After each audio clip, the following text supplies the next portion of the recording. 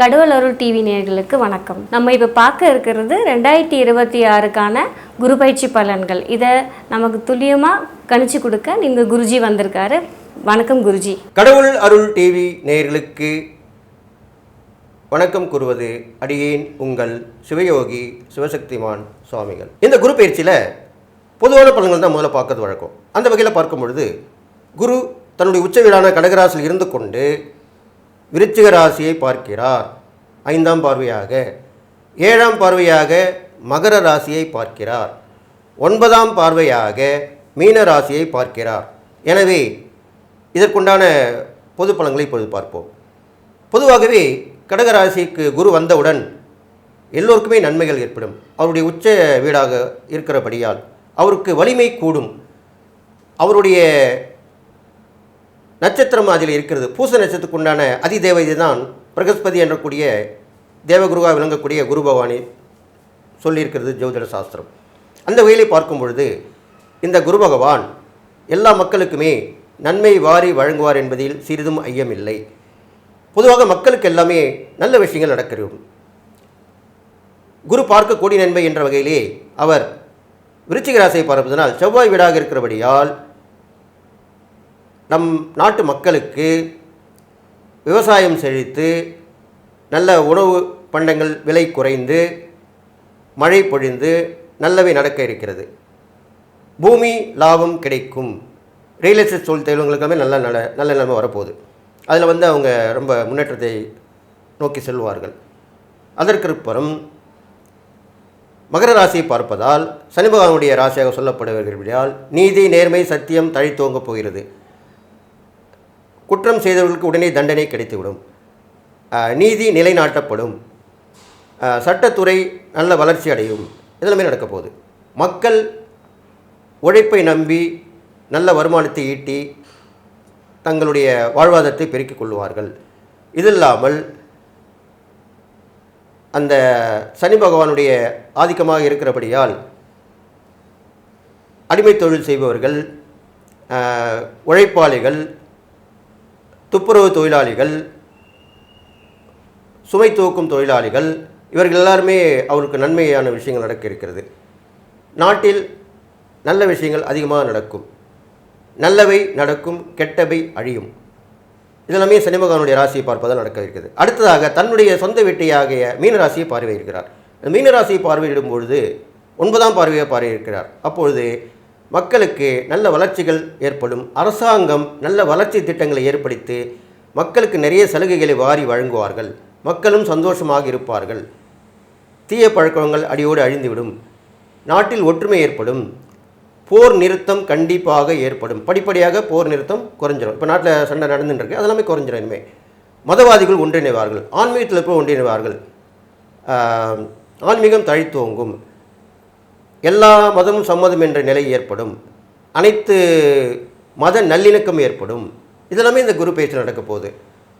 இது இல்லாமல் இயற்கை பேரிடர்கள் என்று சொல்லும் பொழுது அதிகமான மழை, அதிகமான வெயில், அதிகமான தட்பவெப்பம், அதிகமான சூறை காற்று, புயல், சுனாமி எல்லாமே வர இருக்கிறது.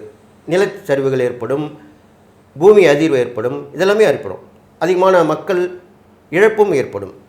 போக்குவரத்து விஷயங்களிலுமே அனைத்து போக்குவரத்துகளிலுமே விபத்துகள் ஏற்பட்டு மக்களுடைய அழிவு நிர்ணயிக்கப்படும்.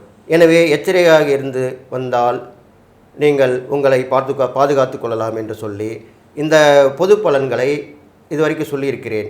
இனி அடுத்ததாக 12 ராசிகளுக்கு உண்டான பலனை பார்க்க இருக்கிறோம். கணவன் மனைவி பிரச்சனை தீர, பிரிந்தவர்கள் ஒன்று சேர, தகாத உறவில் இருந்து விடுபட, செய்வினை செயலை திசை திருப்பி விட, வழக்கில் வெற்றியடைய, வியாபாரத்தில் முன்னேற்றம் பெற, எதிரிகளை உதிரிகளாக்க, பணம் பொன் பொருள் சேர 11 நாட்களில் உங்களது அனைத்து பிரச்சனைகளையும் கேரள முறையில் பிரசன்னமாக பார்த்து சரி செய்யப்படும். 20 ஆண்டுகளுக்கும் மேலான அனுபவம். அனைத்து நாடுகள் புகழ்பெற்ற கூகுள் ஜெயா டிவி புகழ் மேல்மருவத்தூர் ஞானகுரு அவர்கள் உங்களது அனைத்து பிரச்சனைகளுக்கும் தீர்வு அளிப்பார். இன்றைய தொடர்பு கொள்ளுங்கள் 9500219209. கடகராசி நேயர்களே, உங்களுக்கு உண்டான குரு பயிற்சி பலன் தான் சொல்ல போகிறேன். நீங்கள் தான் டாப்பு இந்த குரு பயிற்சியில். அப்படியா சொல்கிறீங்க? ஆமாம். ஏனென்று சொன்னால் உங்கள் ராசிக்கு குரு பகவான் வருகிறார். அப்போ ஜென்மகுரு தானே சொல்லுவாங்க, ஜென்மகுரு வனவாசம் தானே சொல்லுவீங்க, அப்புறம் எப்படி நல்லான்னு சொல்கிறீங்க? அதுதான் இல்லை. கடகராசியை பொறுத்த மட்டிலே குரு உச்சம் பெறுகிறார். அந்த குருவாகப்பட்டவர்களுக்கு உண்டான அந்த கடகராசியில் உண்டான பூச நட்சத்திரம் குருவுடைய நட்சத்திரமாக சொல்லப்படுகிறது. அப்புறம் என்ன வேணும் உங்களுக்கு? கண்டிப்பாக நல்லது நடக்கும். ஆனால் குரு வந்தாலும் அவருடைய பார்வை பலனுக்கு பார்த்திங்களா ரொம்ப விசேஷமாக சொல்லப்பட்டிருக்கு. 5ஆம் இடம், 7ஆம் இடம், 9ஆம் இடம், இந்த 3 இடத்தையும் பார்க்குறாரு. இந்த 3 முக்கியமான இடங்கள். 5ஆம் இடம் என்பது பூர்வ புண்ணியம், புத்திர பாக்கியம், வெளிவட்டார பழக்க வழக்கங்கள், மக்கள் தொடர்பு, இதெல்லாமே 5ஆம் இடம். 7ஆம் இடம் பார்த்திங்கன்னா கணவன் மனைவி உறவு, திருமண விஷயங்கள் நடக்கிறது, பார்ட்னர்ஷிப், லைஃப் பார்ட்னர்னால் கணவன் மனைவி சொல்கிறோம். பிஸ்னஸ் பார்ட்னர்னால் யாரோட நம்ம சேர்ந்து எந்த ஒரு தொழில் பண்ணாலும் அது பிஸ்னஸ் பார்ட்னர் சொல்கிறோம். அவர்கள் வகையில் நல்ல விஷயம் நடக்க போகுது. 9ஆம் இடத்தை பார்ப்பதனால் நல்ல பிஸியாக இருக்க போகிறீங்க, ஊராக போக போகிறீங்க, நாடாக போக போகிறீங்க, நல்ல விஷயங்களை கற்றுக்க போகிறீங்க, உயர்ந்த நிலைக்கு வரப்போகிறீங்க, பிரபலமானவங்களுடைய தொடர்பு கிடைக்க போகுது. இப்படி அடுக்கடுக்க சொல்லிட்டே போகலாம். இதெல்லாமே நடக்க போகுது. அப்போது ஏன் நீங்கள் சந்தோஷமாக இருக்காமல் இல்லை? கண்டிப்பாக நல்லா இருப்பீங்க. அப்போ இந்த கடகராசியில் குரு பயிற்சி ஆன உடனே உங்களுக்கு எல்லா வீட்டிலும் வெற்றி கிடைக்கும். வெற்றி மேல் வெற்றி கிடைக்கும். நீங்கள் தொட்டதெல்லாம் தொடங்கும், கேட்டது கிடைக்கும், நினைத்தது நடக்கும். இதுதான் முக்கியமான விஷயமாக சொல்லப்பட்டிருக்கு. புத்திர பாக்கியம் ஏற்படும். கல்யாணமே புத்திர பாக்கியம் எல்லாம் இருப்பாங்க. இப்போலாம் வயசு அதிகமாக தானே கல்யாணம் பண்ணிக்கிறாங்க. அந்த காலத்தில் நடந்த வயதுடைய 20லேருந்து 25க்குள்ளே கல்யாணம் பண்ணோம். இப்போ அப்படி இல்லை. 30லேருந்து 35 வயதுக்கு ஆகிடுது. இப்போது ட்ரெண்ட் அப்படி தான் வருது. இப்போது ஆண்களாக இருந்தாலும் பெண்களாக இருந்தாலுமே இப்போ நான் வந்து மேட்ரிமோனி வச்சுருக்கேன். அதனால் என்கிட்ட அந்த மாதிரி வரும்போது கேஸஸ் பார்க்கும்போது எனக்கு தெரியுது நல்லாவே. 30லேருந்து 35 வயசு வரைக்குமே கல்யாணம் ஆகாமல் இருப்பாங்க ஆண்களும் பெண்களும். அவர்களுக்கெல்லாம் இப்போ கல்யாணம் நடக்கும். இன்னொன்று சொல்கிறேன் கேட்டுங்க, இந்த கடகராசிக்காரர்களுக்கு மறுமணம் கண்டிப்பாக நடக்கும். இப்போ நிறைய டைவர்ஸ் ஆகுது இல்லையா? டைவர்ஸ் ஆகிறாங்க, விடோஸ் ஆகிறாங்க. இப்போலாம் நிறைய காலத்தில் அந்த மாதிரி நடக்குது. நிறைய விபத்து நடக்கும்போது ஏன் விடோஸ் ஆக முடியாமல் போகும்? அப்படி தானே ஆகுது. யாருமே ஒழுங்காக வண்டி ஓட்டு போகிறதில்ல, வரதில்லை.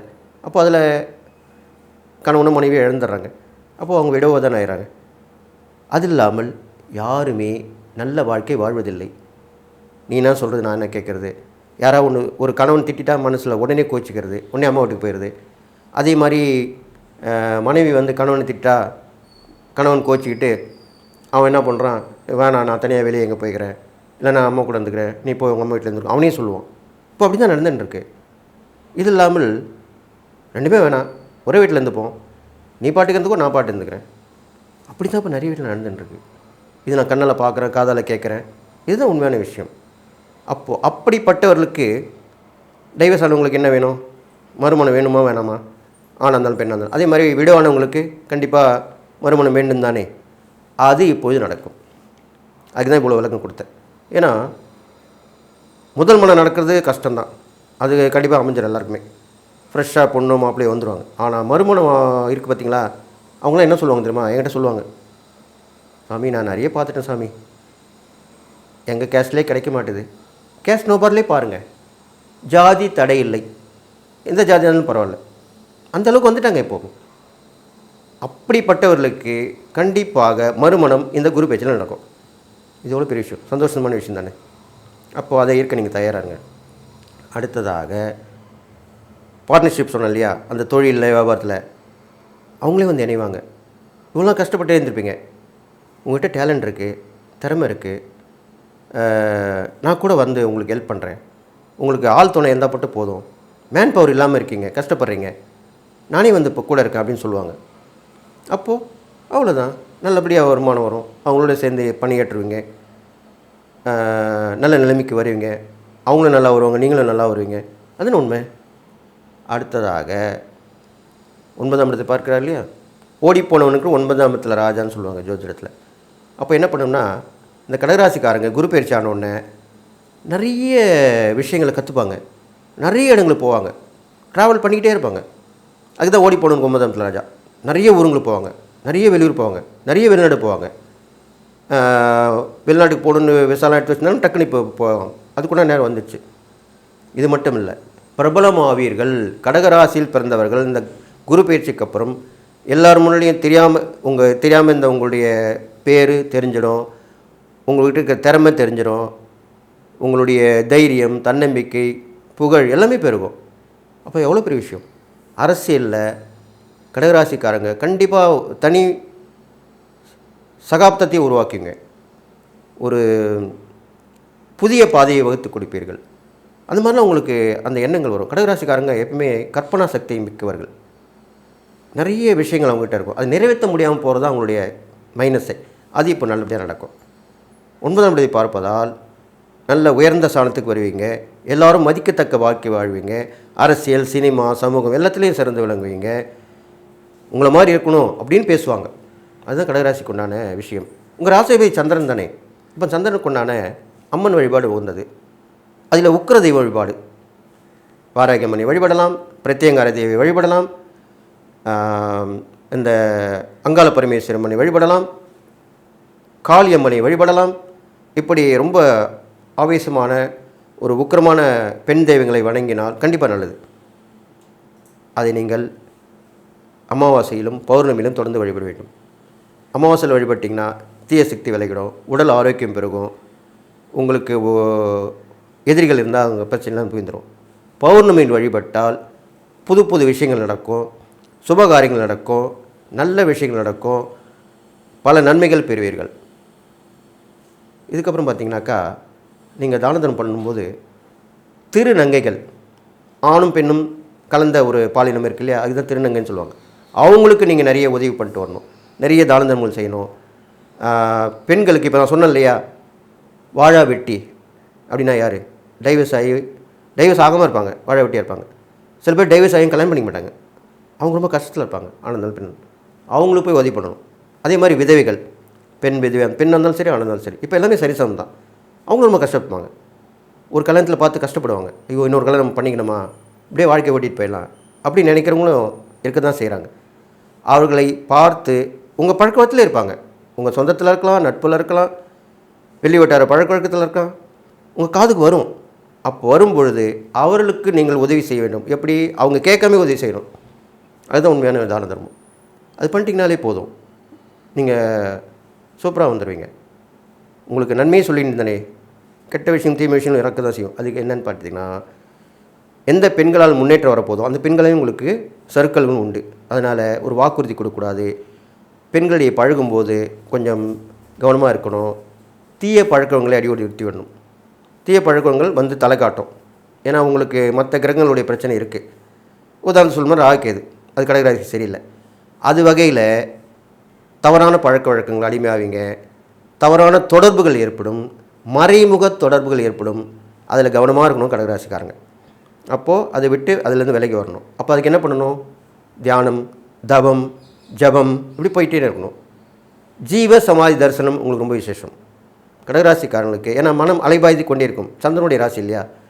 ஜீவ சமாதி இருக்கிற ஸ்தலங்களுக்கெல்லாம் போயிட்டு வந்தீங்கன்னா, வியாழக்கிழமையில் போயிட்டு வரலாம், பௌர்ணமியில் போயிட்டு வரலாம், அமாவாசையில் போயிட்டு வரலாம். இது மாதிரி தினங்களில் போயிட்டு வந்தீங்கன்னா கண்டிப்பாக உங்களுடைய தீய சக்திகள் விலகி நல்ல சக்தி வரும்னு சொல்லி, இந்த குரு பயிற்சி இருக்கையிலே உங்களுக்கு தான் ரொம்ப டாப்பாக இருக்குது. கடவுள் அருள் டிவியை பார்த்தமைக்க நன்றிகள். மேலும் இது போன்ற தகவல்களை தெரிந்து கொள்ள கடவுள் அருள் டிவியை சப்ஸ்கிரைப் செய்யுங்கள். மறக்காமல் பெல் ஐக்கானை கிளிக் செய்யுங்கள். கணவன் மனைவி பிரச்சனை தீர, பிரிந்தவர்கள் ஒன்று சேர, தகாத உறவில் இருந்து விடுபட, செய்வினை செயலை திசை திருப்பி விட, வழக்கில் வெற்றியடைய, வியாபாரத்தில் முன்னேற்றம் பெற, எதிரிகளை உதிரிகளாக்க, பணம் பொன் பொருள் சேர 11 நாட்களில் உங்களது அனைத்து பிரச்சனைகளையும் கேரள முறையில் பிரசன்னமாக பார்த்து சரி செய்யப்படும். 20 ஆண்டுகளுக்கும் மேலான அனுபவம். அனைத்து நாடுகள் புகழ்பெற்ற கூகுள் ஜெயா டிவி புகழ் மேல்மருவத்தூர் ஞானகுரு அவர்கள் உங்களது அனைத்து பிரச்சனைகளுக்கும் தீர்வு அளிப்பார். இன்றைய தொடர்பு கொள்ளுங்கள் 9500219209.